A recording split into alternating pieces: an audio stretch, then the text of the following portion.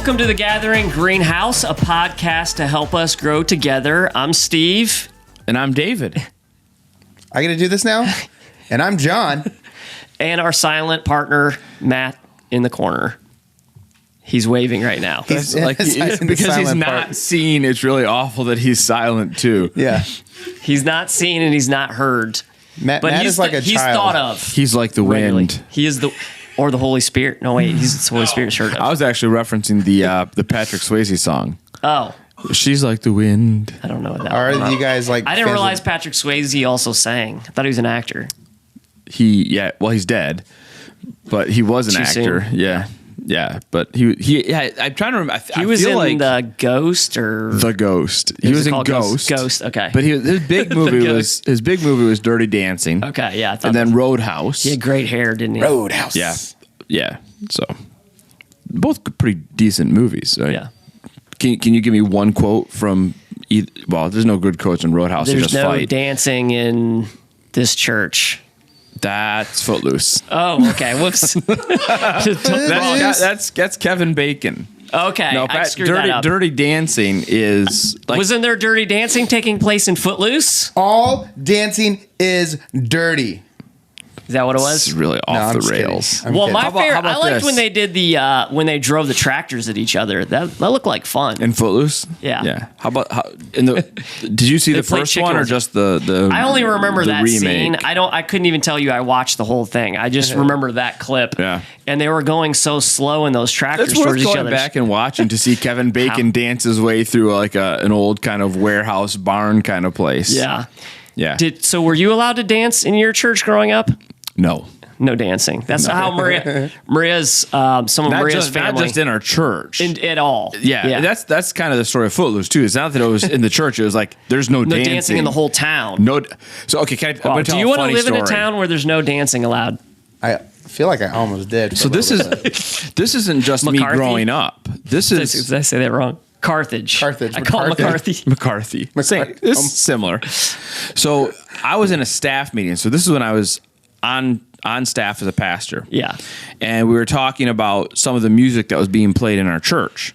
And one of the guys who was on staff with me really didn't like the music that was being played. Mm-hmm. And Because it made him want to dance. And he wasn't allowed to dance. This is a direct quote. He said, the problem with that music is the beat, and the beat makes you want to move your hips. Okay, this is when we get into all these problems with this stuff. But I mean, by that point, our church was really kind of past that kind of stuff. So it was just terribly shocking to hear someone who's actually probably only like 10 years older than me say something like that. Actually, this kind of does tie into your sermon on Sunday of who's that to blame? Who are you blaming for this conversation with this guy? Okay. The blame. When you talked about blame on Sunday, Right. Yeah. And you said that we often blame others. So he was blaming the beat for making him want to dance. For making him want to move his hips. Move his hips. He couldn't even say the word dance. Okay. It was like, So this is a good example there of like, David is moving his hips right now. You can't see. these swivel stools are great for that. Are they? Yeah, because you can just kind of dance. Yeah. I'm going to dance the whole podcast. Okay. So we should not blame the music for making us want to dance. Well, I mean, David danced before the Lord with his shirt off. He said, I'll become even more John, you want to do that on Sunday? It might solve our seating problem. If I just dance, that may solve our seating problem. So what's the problem with I don't moving have your to take hips? my shirt off. What was like... Obviously, there's a greater issue. Sin? Is it that moving your hips are a sin, or is it implying there's a greater... So I think... What does dancing by the lead way, to, hey, John? Parents, if you're watching with your kids right now, it's time to go earmuffs. Okay? I think... No one's watching this with their kids. I think where it goes is that's a simulation of sex. The movement of the hips. Well... So I was like, what? Who's... They don't make that in one step. They it's multiple steps to get there, but that's ultimately what it is. So you can only move your hips with your wife. David and I This is went when to it's the, gone too far. I'm like, I'm out. I'm out. Was this the plan for the podcast today? No, it wasn't. David and I went to the same Christian college, just a few years apart from each other. Just a few. And I don't know if it was. Well, it was called university when you were there. You were at college, and it was yeah. a college, Yeah. and I was there. Yeah. So were you allowed to dance? No. Okay, so that's, No. that's something that changed, right? Nowhere, no time, no how. But we used to go out in the cornfields Dance in the corn- with a boom box. So Was the And our- boombox and our- cool looking? And our cassette tapes. was it we had like, our mixtapes. Was it a large boombox? Yeah. So the joke at Cedarville was that they were afraid of premarital intercourse because it would lead to dancing. It was like the joke, 'cause it was like, Like kissing. yeah, Okay. no. No, okay. yeah. I'm just wondering that once again, I don't get the logic in that. Well, because the part of the joke that's funny is by the time you get to where I was at the school and they just had Yeah. this old rule about no dancing, right? They never explained the connection to those things. So it was just like, oh, dancing's the bad thing. So that's why they're, Yeah. you know. So this is the I kissed dating goodbye issue, right encapsulated in here of the issues with the why they stopped, teaching and doing that book. They talk about it in the in that I was against that book from Yeah. the moment it came out. Yeah. And I was a youth pastor Yeah. at the time You when were it ahead first of your came time, out. David. And I told my youth staff, we do not promote this book. And I actually spent a whole bunch of time teaching against the book. Yeah. When I was a youth pastor.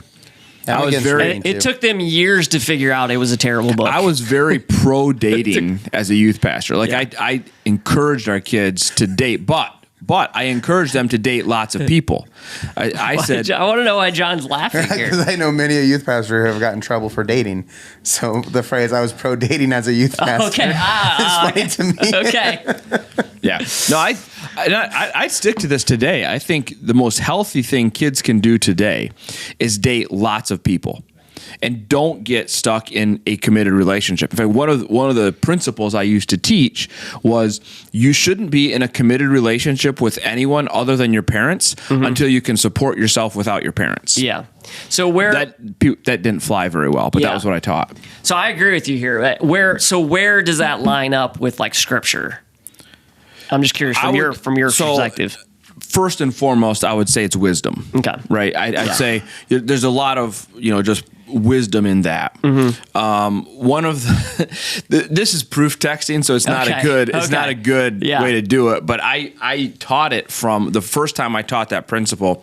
I taught it from the story of Isaac and Rebekah, where Abraham wants a wife for his son, so he sends his servant Eliezer, to go find a wife. Yeah.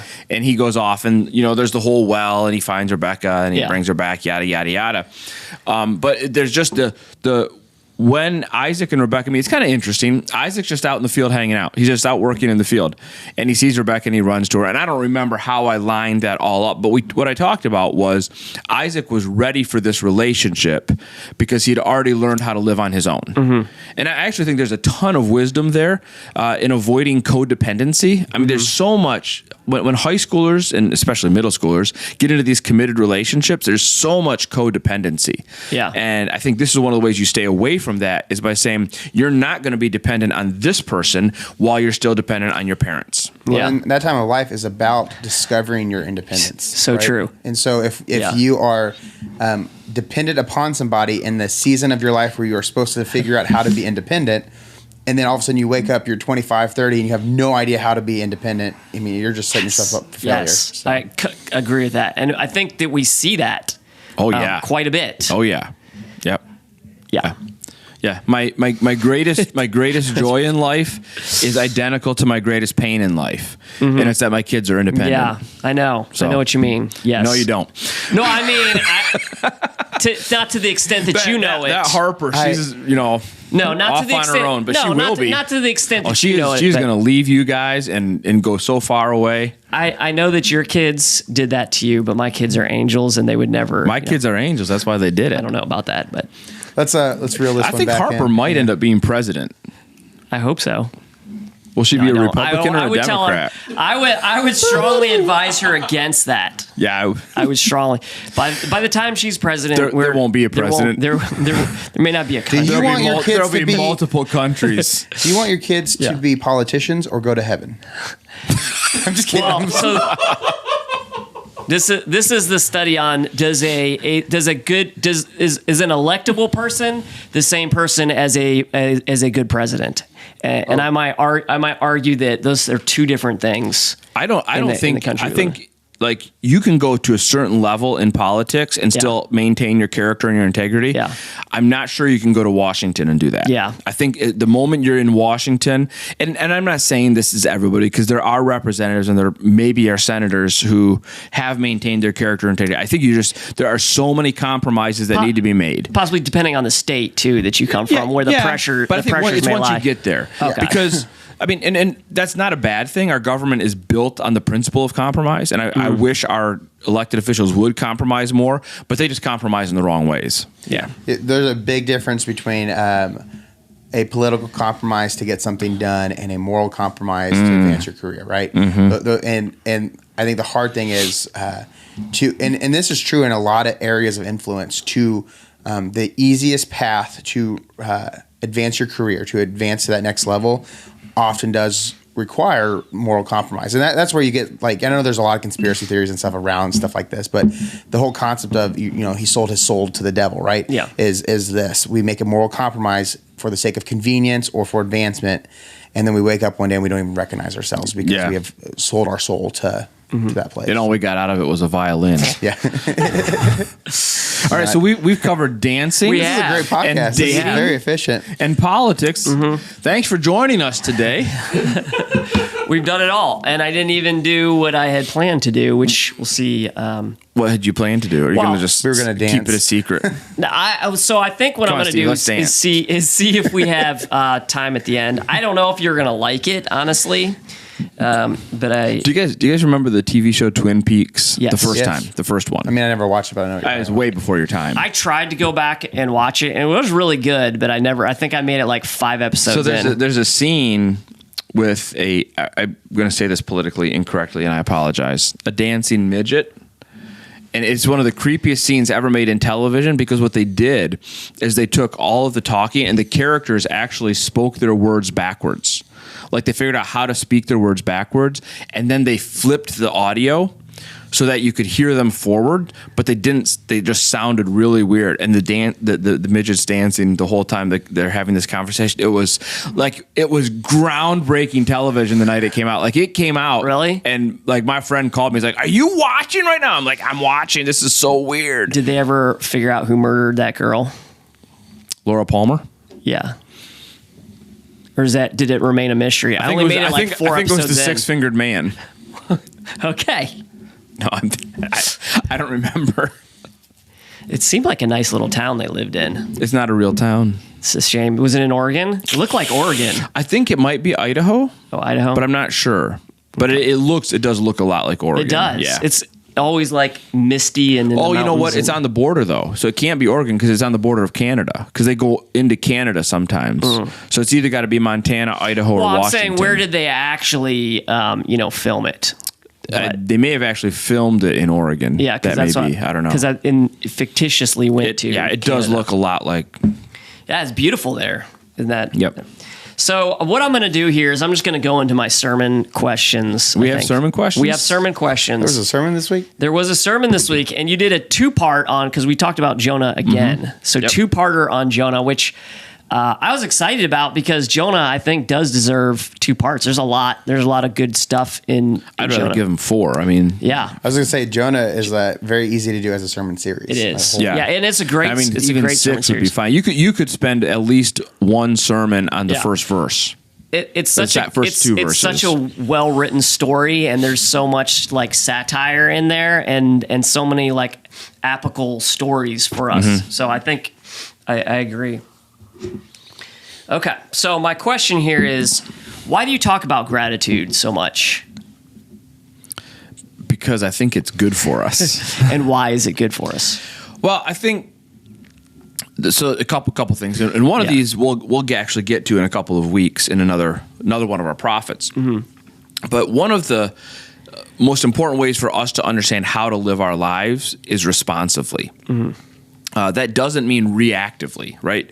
There's a difference between being proactive and reactive. You should be more proactive than reactive in your life. But understanding that God is in control of all, Yeah, and that he is, good and kind and loving and everything he does is good. The question is, how do I live in light of that? Yeah. And much of my life should be lived responsively to him. So what is God doing? How should I respond to this? Yeah. Right? My number one response to God should always begin with gratitude. Yeah. Right? Because it should always be like, because I know he's good, and because I know what he does is good, and because I know every good and perfect gift comes from above, then my first response should always be gratitude. So there's a should part of it, that this is just how I should live, because God is good and I should be grateful for that. But there's also a very pragmatic piece of this, and the very pragmatic piece is gratitude is good for me. It changes my perspective. If I'm grateful all the time, I'm going to be a much more positive person. If I'm grateful all the time, I'm going to be more fun to be around. If I'm grateful all the time, I'm going to treat other people better. And when I'm not grateful, that's when I slip into despair and being dysfunctional and, always seeing the bad in everything. The reality is, even in the darkest moments of life, there's something good. So great example of this. And I didn't think about this yesterday, but this popped into my head. I have a friend who we've known each other for a long, long time. We worked together at summer camps, and then he went into being a pastor. I'm a pastor, so we stayed in touch forever and ever. He planted a church in Colorado, and for a long time, Marianne and I supported that church. That's one of the things we like to do, is support church plants. And so, now they're thriving, so we don't support them anymore, but we stayed in touch. One of his sons contracted cancer, I think Hodgkin's lymphoma kind of thing. And we kind of, walked through that and observed from afar as his family walked in. His son eventually died last year. Yeah. And I can't think of many things worse than that.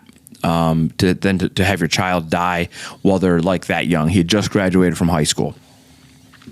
And what I have admired so much about Vince is he posts on social media every day good things. He has a list of 5 things from every day, and he started doing this after Ezra died.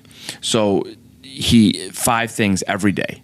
Boom, boom, boom, boom, boom, that are good things, because he's so committed to gratitude. Yeah.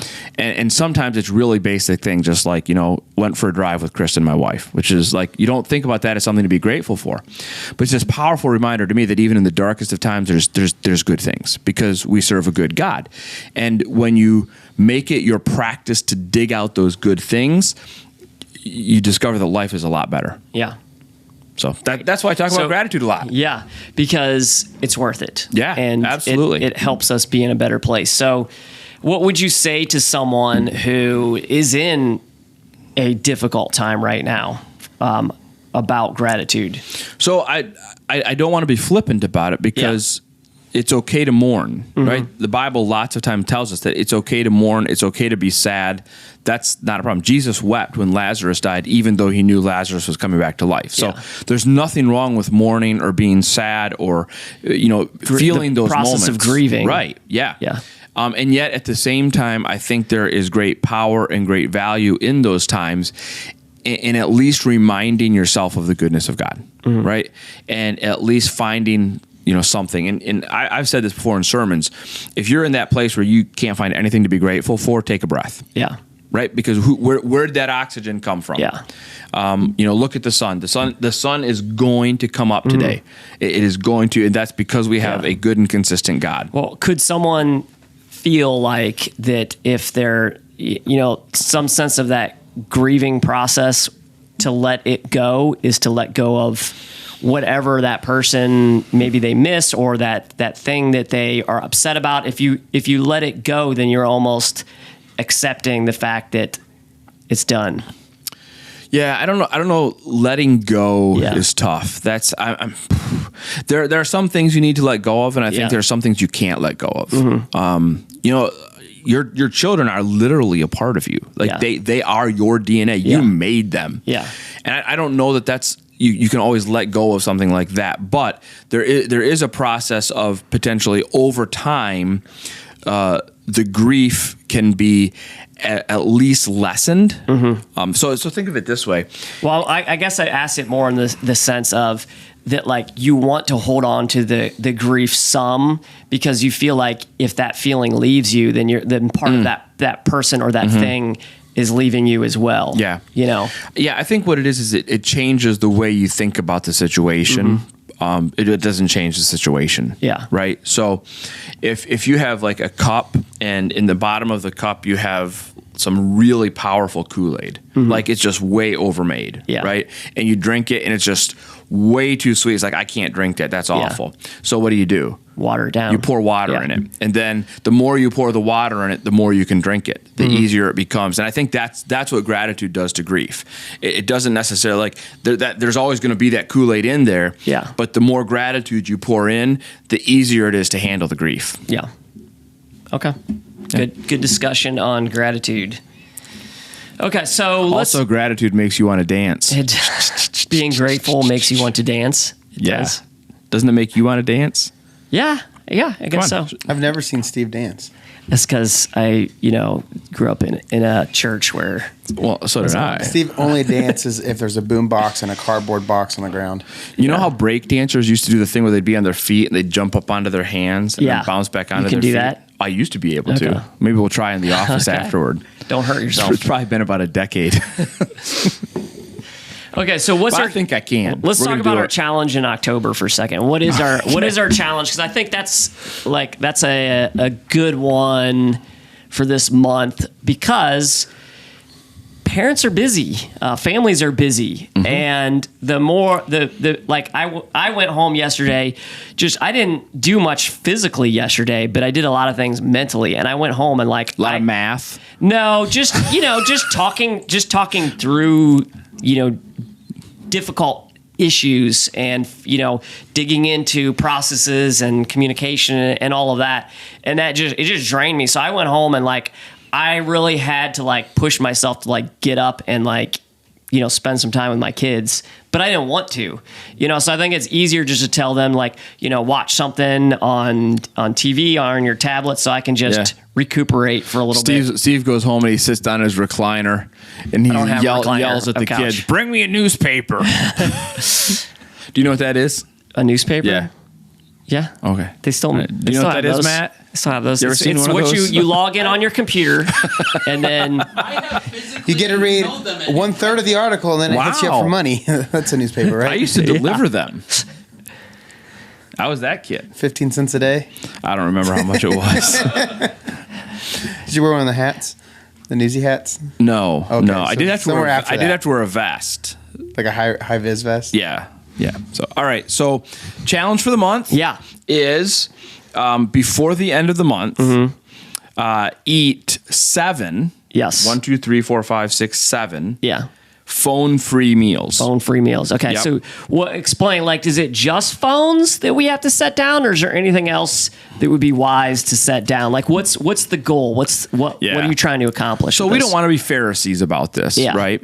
So we're not going to say, well, here's what constitutes a phone and what doesn't. Right. But If we know the heart behind the right, it's the issue. distractions. Okay. It's the great distractions. So, I would say if you're eating with other people, I mean, it's just always good to set the phone aside when you're eating with other people. But if you're eating with other people, put them all in another room. No, nothing with you. Okay. If you're but this is even there are times when you eat on your own. I mean, there's nothing wrong with putting your phone away. How easy is it when you're on your own to just sit there, phone in one hand, fork in the other, just kind of scrolling, or to just plop in front of the TV and I kind of find it difficult to do that.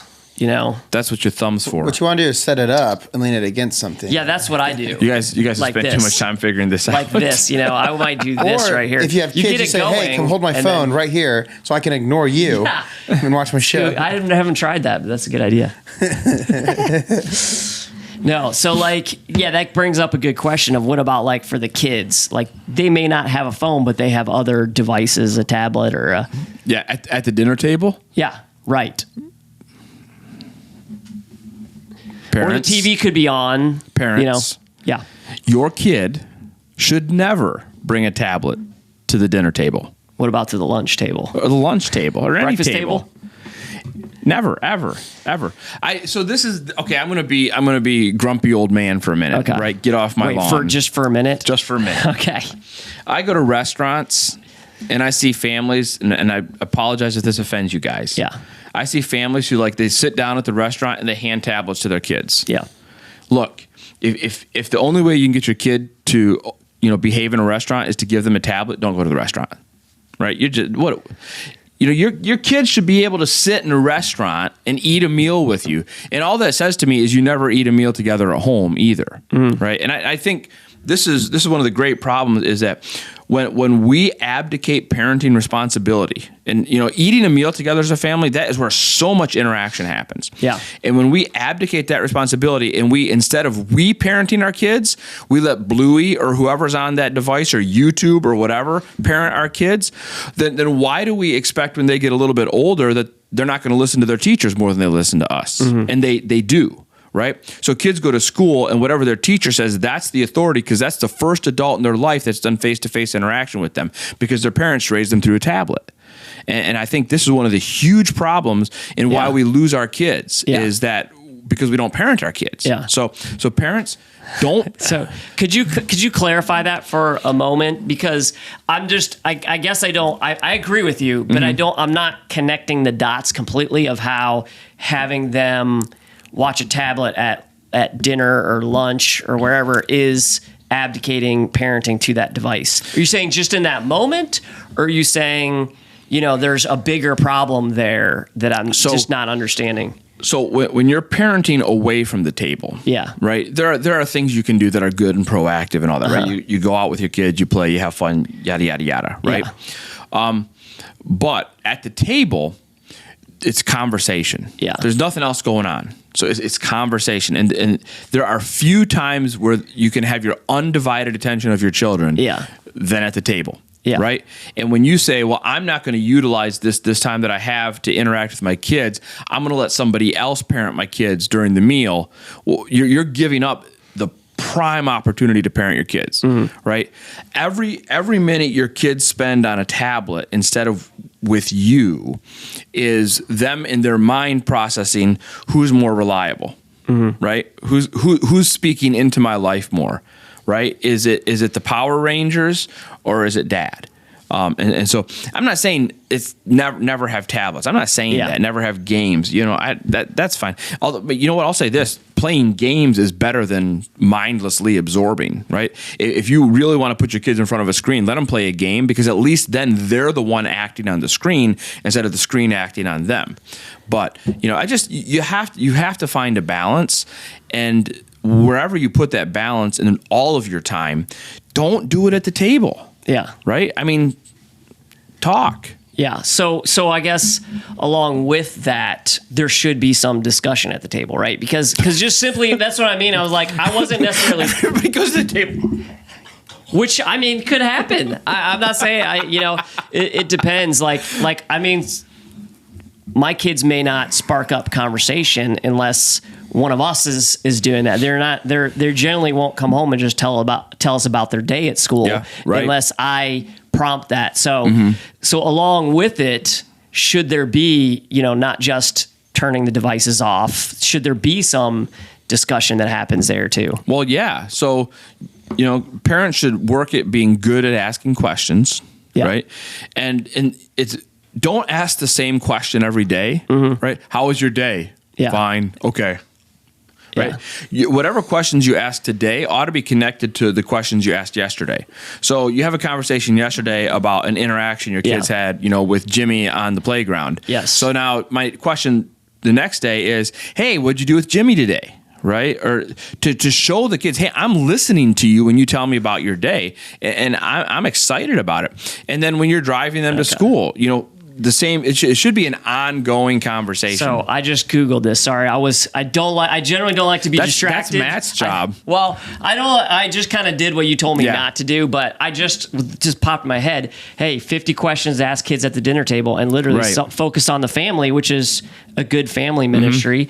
Popped up 50 questions to ask kids at the table. Right. So there's a lot of resources just in 10 seconds, and they have actually broken down into pre-kindergarten, elementary age, middle school, high school, and that's as far as it They don't goes. have college, but They don't have they college. need to They don't make have it. college. 27, 28. What is your dream vacation? That's a high school question. Let's see, preschool. Preschool is what makes you happy? That's actually a really Bluey. good question. Dancing. My Dancing. my tablet. My tablet. Shut up, Dad. If that's, Give me my if tablet. that's the answer, then you need to take the tablet away forever. Just take it and break it right in front of them. Yeah, I mean, like there's so many things in life that you would say, like if you said to your kid, "What makes you happy?" and they said math, you would be like, "Where are you getting meth?" And you need to stop and let's make sure you don't have any meth anymore, right? Yeah. But a lot of the stuff they're consuming on their tablets Yeah. is just as bad for their soul as meth is for their body. Yeah, explain that a little bit, because you've said something similar to that before. I think it's a really powerful statement. You said you wouldn't, letting kids onto the internet without supervision is like, would you take your kid to a strip club? Would you? I don't think I said that ever. I feel like you said something like that. Maybe something like Maybe I did. We wouldn't drop our kids off in front of a strip club with $50 and say, "Have fun." Yeah. And yet we give them a cell phone with unlimited access. Yeah. To the every internet. Yeah, Right. and- You know. And they can find things much worse than a strip club. Yes. On the internet. Yeah, and not that difficult, I would imagine. And it won't even cost them $50. I'm not going Yeah. on the internet looking for these things, Yeah. but I would imagine it's fairly easy to find. Yeah, I mean, if you don't know what your kids are doing online, they're doing things you don't want them to do. Yeah. Because they're humans. I mean, they're little sinners. It's not even that they're little, just Well, that they're they little are. sinners. They are little sinners, right?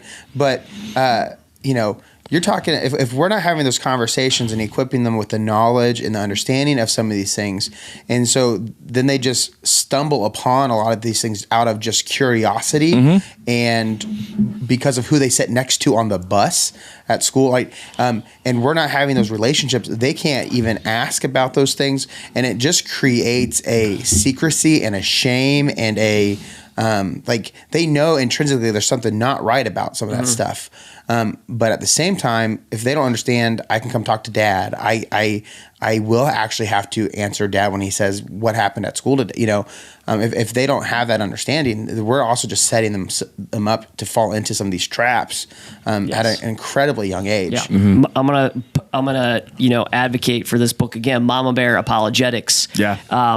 There's a lot of things that as parents you don't necessarily think of, and that in that book they give discussion questions at the end, like they make it very applicable how to bring up these conversations because they're gonna figure out one way or another, right?